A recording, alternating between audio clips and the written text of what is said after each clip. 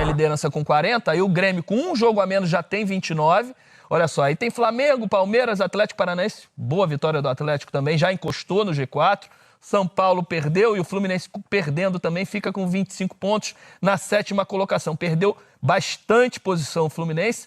E o Curitiba, se a gente virar a página, olha só como ele já iguala a pontuação do Bahia, 14 pontos, e está um pontinho do Goiás, que é o primeiro fora da zona de rebaixamento. Corinthians também tem um jogo a menos, né? Por causa daquela rodada da Copa do Brasil, onde ele enfrentou o América. Então tem América, Vasco, Corinthians e Grêmio com um jogo a menos no Campeonato Brasileiro. Essa é a tabela. A gente vai ter convidado, não vai, diretor?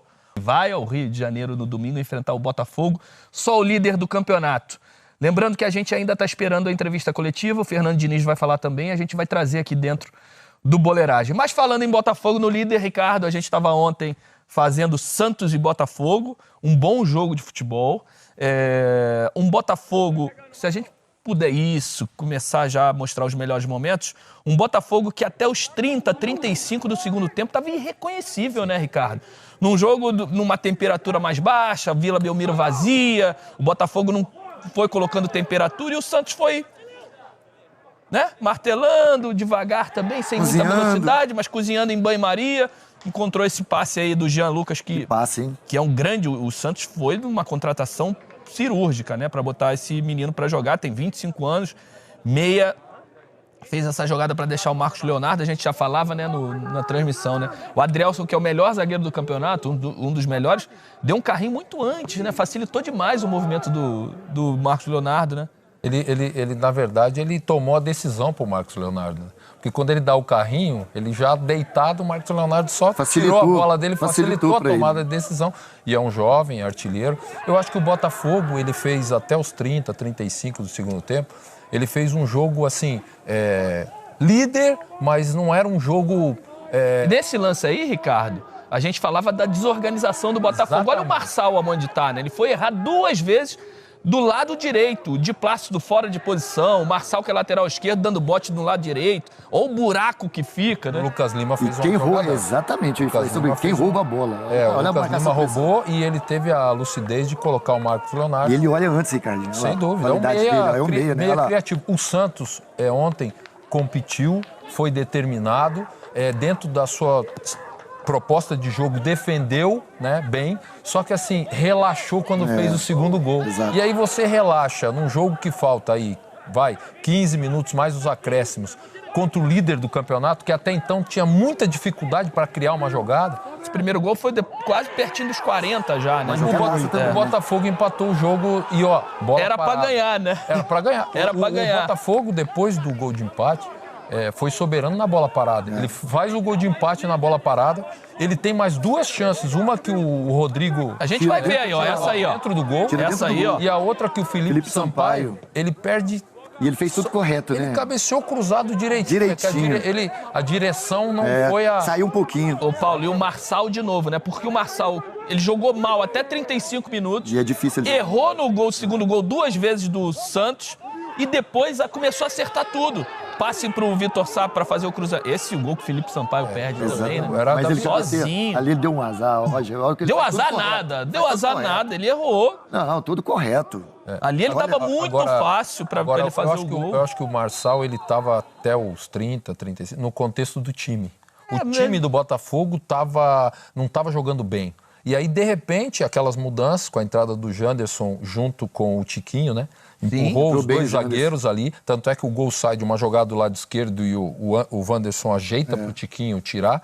Foi a primeira oportunidade que o Tiquinho teve para finalizar. Entrou o Lucas Fernandes bem também no meio. Lucas Fernandes entrou bem. Outra coisa que a gente estava falando, o posicionamento do Tietê no primeiro tempo tirou ele totalmente do jogo, né? De costa, ele não tinha... Ele não consegue, ele não tem a agilidade para sair. Agora, o Botafogo, líder, é um time que acreditou até o fim, que teve a capacidade de buscar o resultado, isso é importante para um 2-0. E um time do Santos que conseguiu o mais difícil no jogo, que era construir o 2-0, e de repente relaxou, deu uma relaxada, uma desatenção, toma o primeiro gol e aí entra meio que em parafuso para tentar garantir o resultado, toma o gol de bola parada, o segundo gol do Adrielson, e por pouco não toma a virada no finalzinho com esses 2 lances que o Botafogo teve. Que o Adrielson subiu, Henrique, você que tem boa impulsão, né? Como ele vai buscar essa bola? Muito o Ricardinho na transmissão falou, ele não foi nem no segundo, ele foi no terceiro andar. Eu vi algumas coisas que me chamam a atenção, né? Primeiro que sim, o Botafogo tá nessa liderança com essa vantagem absurda, porque assim, é um time que nunca desconecta do jogo. Ontem ele estava desconectado. Até o primeiro gol, né? O gol do 2-1, o Botafogo estava desconectado. Estava fora do jogo, totalmente. Fora de tom, com muito espaço, espaçado, não estava... Desorganizado. Desorganizado, exatamente. Tanto que eu falei, Rick, que quando estava 1-0 o Santos, eu falei, o Botafogo começou a se desorganizar. E ainda faltam 20 minutos para acabar o jogo. Se você for dessa forma desorganizada, você vai tomar o segundo. Você não vai melhorar para empatar o jogo. E aí tomou o gol, tomou o segundo. E aí é o que eu acho que é um time que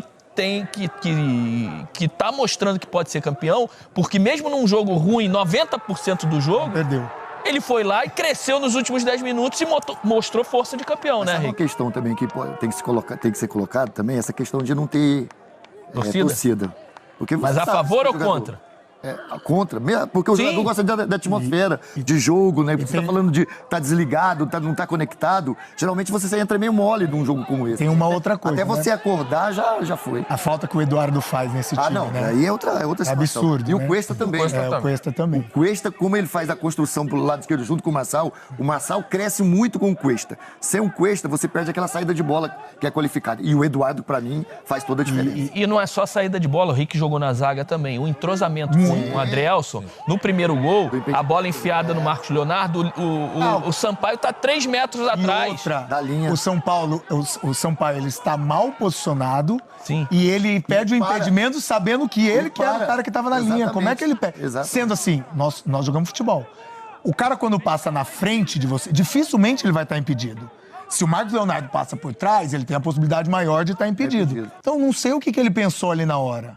Porque ele tá de frente com a bola, com o portador da bola, e tá de frente com o atacante que tá fazendo facão na frente dele. Então ele tá enxergando todo o lance. E ele é o último homem. E o zagueiro, quando levanta o braço, ele tá pensando, sou eu mesmo que tô dando condição, né? Agora, a movimentação do Marcos Leonardo é muito boa. Ele é muito boa, de dentro pra fora. E a metida de bola do meio campo? Exatamente, mas é porque ele dá com a opção. O Paulo, o Santos demorou, o gol foi o quê? Aos 20 e pouco, né, Roger? Você lembra mais ou menos? O gol, o segundo? O primeiro do Santos, 20. 29. 20, mais pro final dos 20. Até aquele momento, foi a primeira vez que o meio-campo do Santos conseguiu pegar a bola de frente.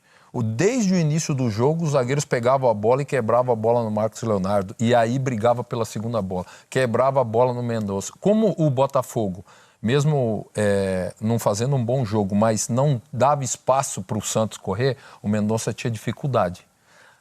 Quando o Jean Lucas conseguiu pegar essa primeira bola, que foi numa saída de bola com o João Paulo, o Roger até falou, rápida, ele jogou quase porque o Di Plácido tinha saído e deixou o buraco atrás. O João Paulo rapidinho botou ele lá. O Jean Lucas trouxe para dentro. Primeira vez que o meia pegou a bola em condições de... Acelera o passe. O Santos não conseguia passar a bola no meio campo, não conseguia jogar.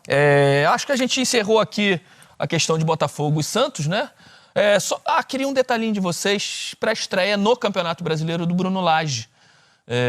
E o que ele pode fazer nesse campeonato com o Botafogo na liderança. Ou se seria melhor ele não fazer nada. Henrique? Na verdade, assim, Roger, a gente comentou sobre isso, né, fora das câmeras.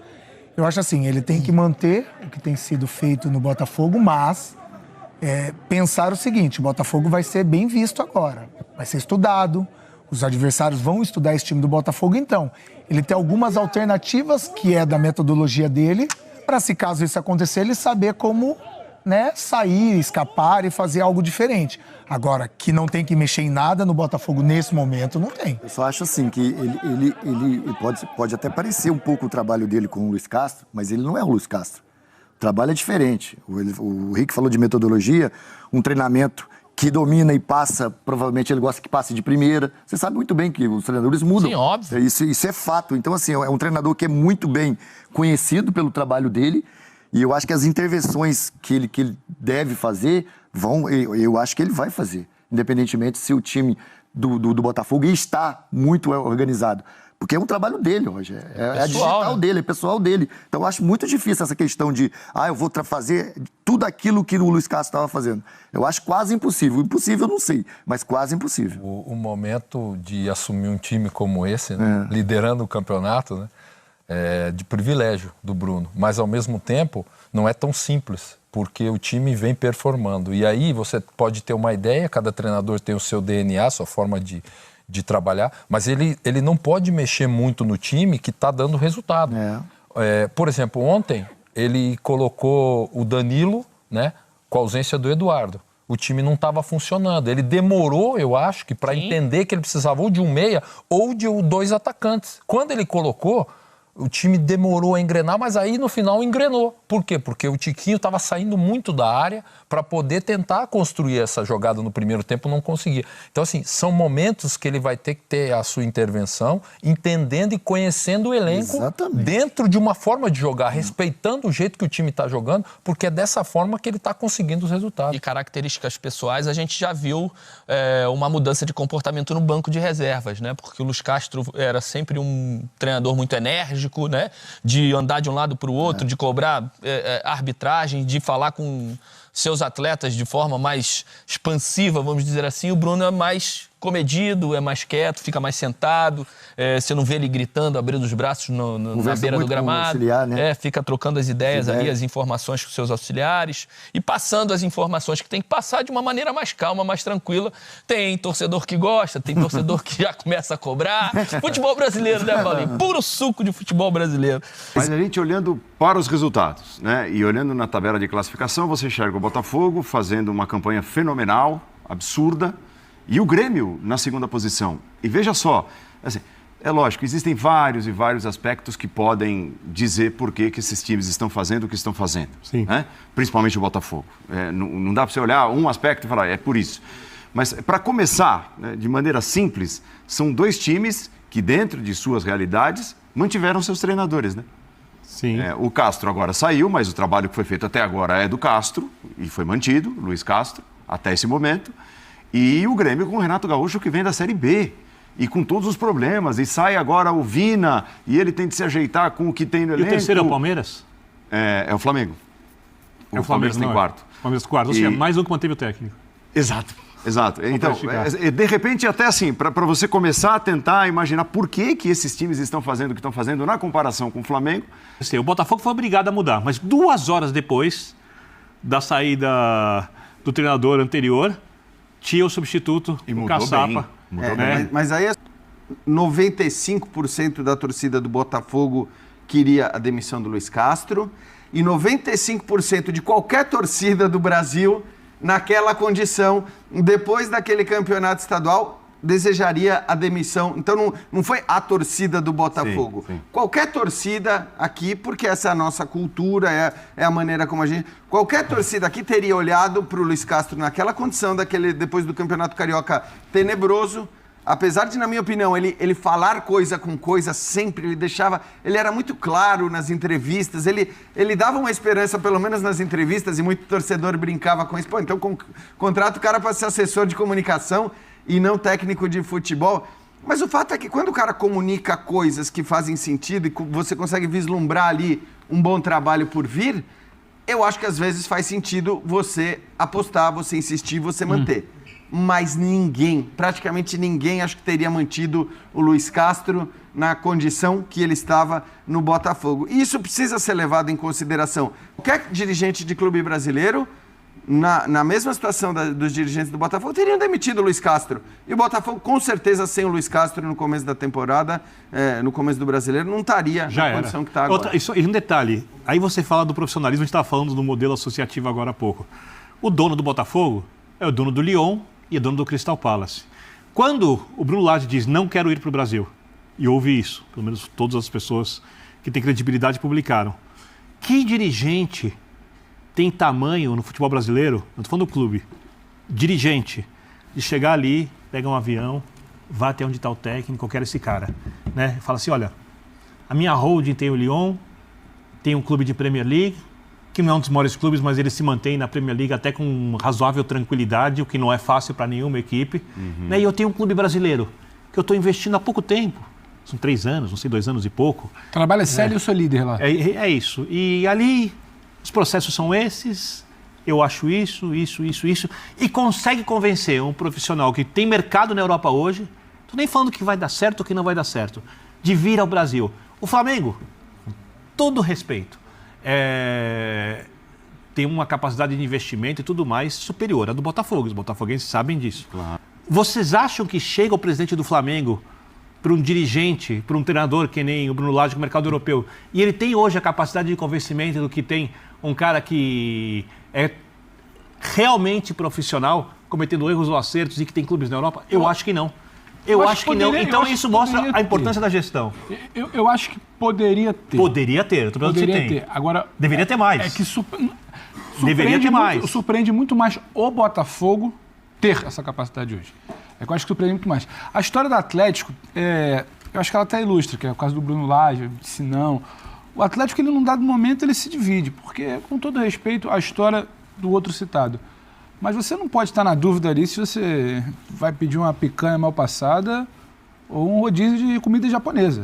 O Filipão ou o Bruno Lage? Você estava ali, eu estou negociando com o Bruno Lage, mas eu terminei aqui no Filipão. Cadê o professor Calçado? As pessoas não estão dialogando. E era exatamente isso que acontecia.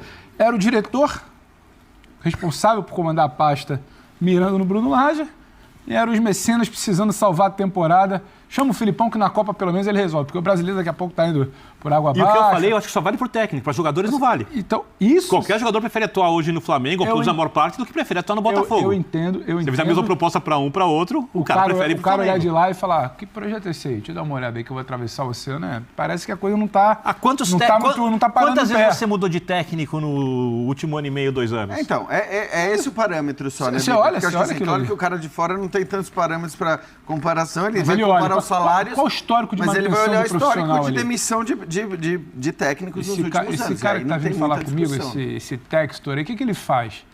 Ele manteve um cara que não teve trabalho. E aí, minimamente, eles conversam.